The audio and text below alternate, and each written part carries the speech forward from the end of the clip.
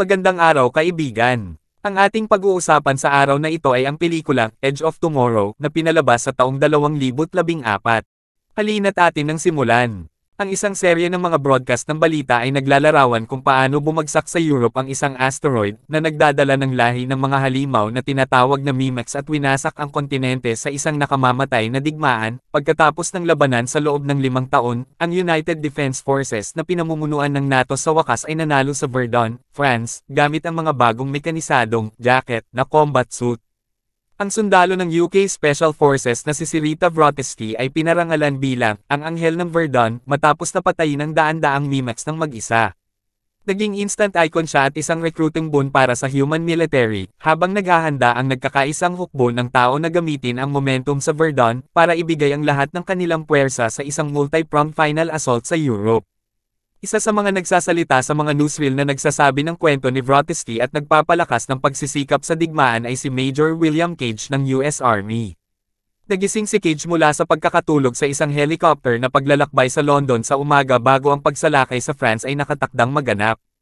Nakipagpulong siya sa commander ng mga kaalyado sa kanluran, si General Brigham, sa pag-aakalang gusto ng general na tulungan siya ni Cage na palakasin ang kanyang pampublikong imahe o maghanda para sa isang post-war political career.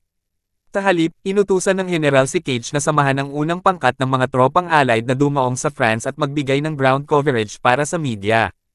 Si Cage, na isang ROTC cadet sa kolehiyo at majoring sa advertising at walang karanasan sa labanan, ay sumusubok sa lahat ng mga trick na naiisip niya upang maiwasan ang utos na mag-embed sa mga unit ng labanan at maiwasan ang pag-deploy, na nagtatapos sa pagsisikap na i-blackmail ang general gamit ang kanyang kakayahan sa media. Sumang-ayon ng general na hindi kukunan ng pelikula ni Cage ang pagsalakay, ngunit biglang inutusang arestuhin si Cage.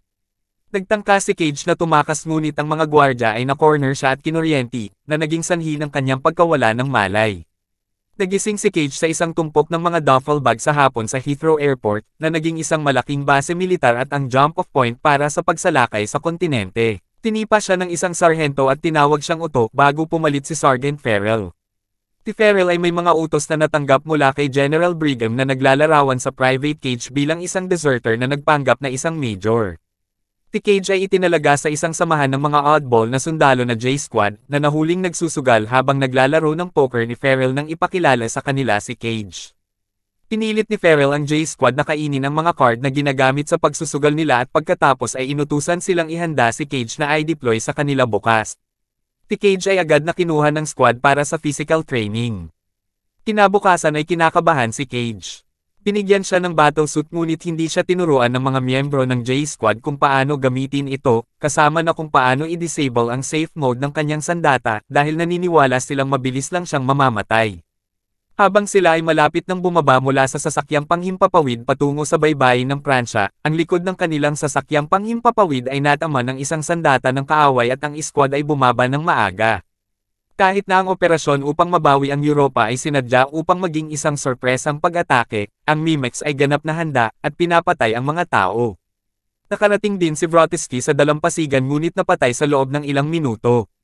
Ang mga nakaligtas na miyembro ng J-Squad ay mabilis na pinatay ng kalaban. Habang nabigla pa rin si Cage sa mga nangyayari at malapit nang mamatay, kinuha ni Cage ang isang bomba ng Claymore habang tumalon sa kanya ang isang higanteng asul na Mimic na isa palang Alpha. Ang sumunod na pagsabog ay pumapatay sa Alpha Mimic at bago mamatay si Cage, ang asul na dugo ng Alpha ay nabuhos sa mga sugat ni Cage. At agad na nagising si Cage na gulat sa parehong lugar kung nasaan siya noong nakaraang araw, sa ibabaw ng mga duffel bag. Ang parehong sarhento ay tinawag siyang uto, at muli siyang dinala ni Farrell sa J-Squad. Sa kabila ng kanyang desperadong pagtatangka na ipaliwanag na ito ay isang ambush ng Mimics ang buong pagsalakay, walang naniniwala sa kanya. Natigil sa isang loop ng oras, siya ay paulit-ulit na na-deploy at namamatay sa iba't ibang paraan, para lang magising muli at muli sa mga duffel bag. Sa bawat pag-ikot ng oras, nagiging mas bihasa siya sa pagpatay sa Mimics at pagliligtas sa mga miyembro ng J-Squad at Vrotesky, ngunit ang Mimics ay masyadong marami at kalaunan ay pinapatay ang lahat. Sa isang loop, siya ay nakaligtas ng sapat upang sabihin kay Vrotesky na siya ay natigil sa isang time loop. Kinikilala ang kanyang sitwasyon, sinabihan ni Vrotesky si Cage na, hanapin mo ako kapag nagising ka, bago sila mamatay. Nagising muli si Cage sa mga duffel bag, ngunit nakipagtulungan kay Sergeant Farrell at J-Squad upang bigyan ang kanyang sarili ng oras upang mahanap si Vrotesky.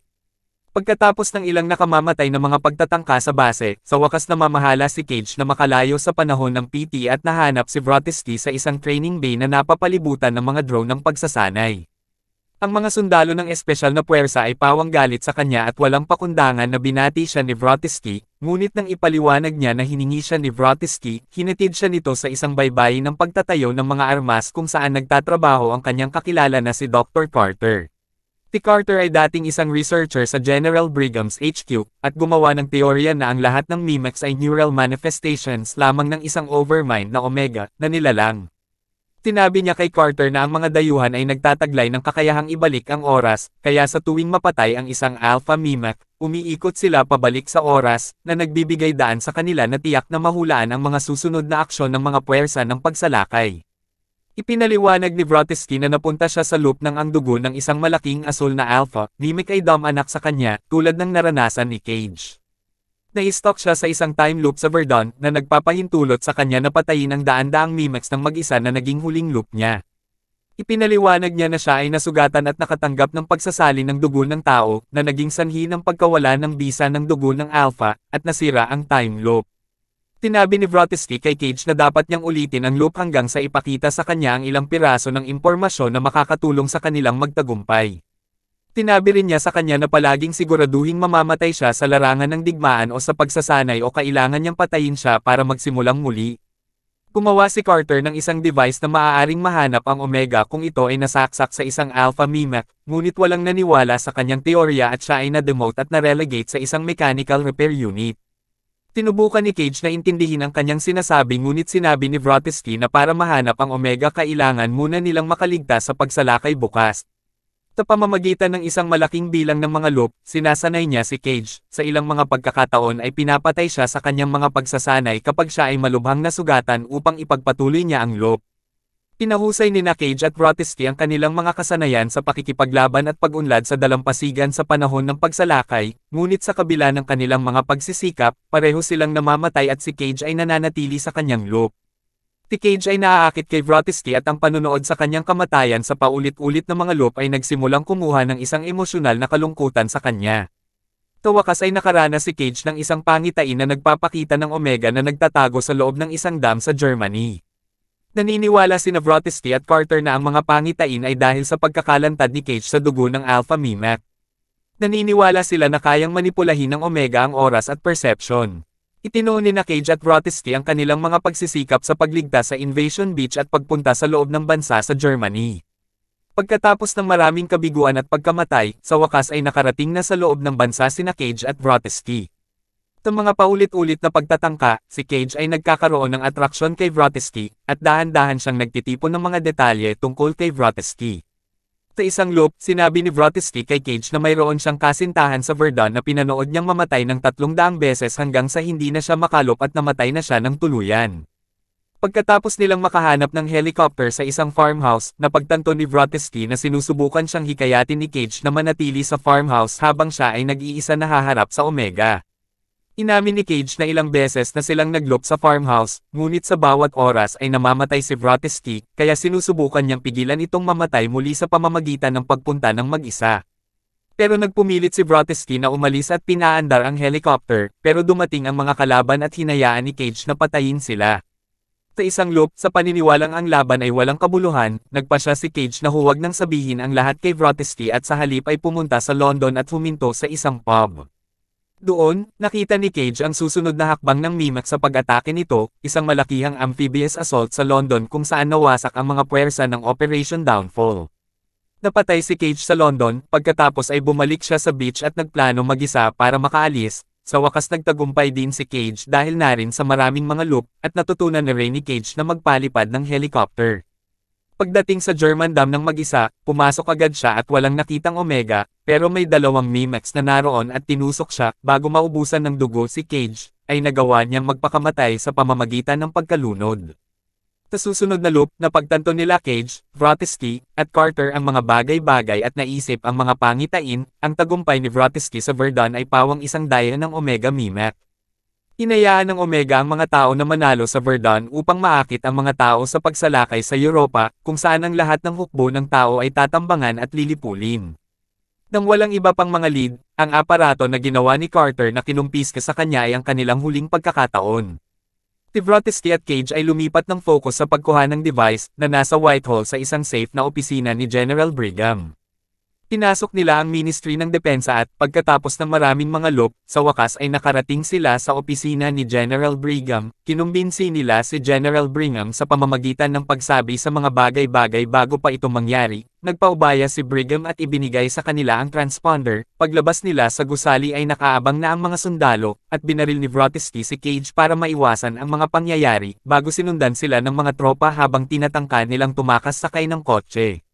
Sa pagtakas nila, isinaksak ni Vrotesky ang transponder sa binti ni Cage. Nakikita ni Cage ang tunay na lokasyon ng Omega sa ilalim ng Louvre Museum sa Paris. Habang tinatangka nilang tumakas mula sa punong tanggapan ng Allied, ang kanilang sasakyan ay pinahinto ng isang sundalong nakasuot ng mechanical jacket. Ang dalawa ay nawala ng malay dahil sa impact kaya hindi napatay ni Vrotesky si Cage. Nagising si Cage na nakatali sa gurney ng ospital, nakita niya na siya ay sinasalinan ng dugo at napagtanto na hindi na siya maaaring umikot sa oras. Dumating si Vrotesky at nang papatayin niya na si Cage ay inawat siya nito dahil wala na siyang kakayahang magloop sa oras muli at ilang oras na lang bago ang napakalawak na pagsalakay. Nagpa siya si Cage na kunin ang hindi angkop na J-Squad upang tulungan silang makarating sa Paris. Ang maraming kaalaman ni Cage sa J-Squad ay di sapat para sumama sila kay Cage, pero dahil sa kredibilidad ni Vrotesky ay nakumbinsi nila ang J-Squad na samahan sila. Nagnakaw sila ng sasakyang panghimpapawid at lumipad patungong Paris. Tinabihan nila ang grupo na iwasang patayin ang Alpha Mimic na nagbabantay sa Omega, dahil iyan ay magiging sanhi ng pag-reset ng oras ng Omega, kaya ang lahat ng miyembro ng koponan ay sinabihan na tanggapin ang kamatayan, at huwag subukang pumatay ng sinuman ng Alpha Mimic kung sakaling makaharap nila ito. Sa sandaling nasa paligid sila ng Louvre, sinalakay ng Mimics ang kanilang sasakyang panghimpapawid. Sa sumunod na labanan, kalahati ng J-Squad ang napatay. Nagpa siya si Cage, Vrotesky, at tatlong natitirang miyembro ng J-Squad na gamitin ang natitirang lakas ng makina para i-slide ang sasakyang panghimpapawid sa Louvre. Ang natitirang bahagi ng J-Squad ay nagsakripisyo sa kanilang sarili sa slide, at sina Cage at Vrotesky ay nakapasok sa museo. Pagdating doon, sinabi ni Vrotesky kay Cage na aabalahin niya ang Alpha Mimic habang sinusubukan niyang maghulog ng sinturon ng mga granada sa Omega na nasa ilalim ng tubig ng Louvre. Tinabi sa kanya ni Vrotesky na wala ni isa sa kanila ang makakaligtas sa pagsubok at hinalkan siya, na sinasabi sa kanya na nais niyang magkaroon siya ng mas maraming oras upang mas makilala si Cage. Umalis si Vrotesky upang maabala ang Alpha Mimic at si Cage ay sumisid sa ilalim ng tubig upang mahanap ang Omega. Pagkatapos ng maikling paghabol, nahuli at pinatay ng Alpha si Vrotesky. Nararamdaman ng Omega si Cage at inutusan ng Alpha upang patayin si Cage.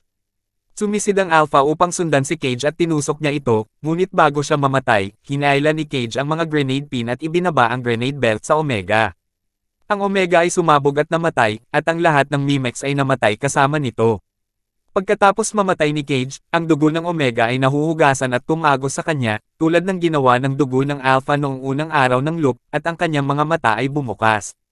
Biglang nagising si Cage na nalilito, at natagpuan ang kanyang sarili sa helicopter patungo sa London, sa umaga bago ang pagsalakay at ang kanyang pakikipagkite kay General Brigham. Bumaba siya at narinig ang pagdiriwang ng mga kampana. Nanunood siya ng isang komperensya ng balita kung saan inanunsyo ng general na isang malaking misteryosong pagsabog ng enerhiya ang nakita sa Paris. Tinabi ng general na ang Mimics ay namatay at ang mga puwersa ng tao ay magsisimula ng isang malaking sweep sa Europa sa susunod na araw. Nakita niya ang J-Squad na nakikisali sa PT sa base. Hinahanap ni Cage si Vrotesky at ginagalang siya ng lahat dahil sa isa siyang opisyal. Nahanap niya si Vrotesky at binabati niya ito ng parehong kabastusan na mayroon siya sa tuwing magkikita sila sa bawat loop, at sabay ngumiti si Cage. Diyan na po nagtatapos ang ating kwento. Kung iyong nagustuhan ang pelikula ay pakiclick ang like button at mag-subscribe ka naman dyan upang suportahan ang aking channel. Maraming salamat po.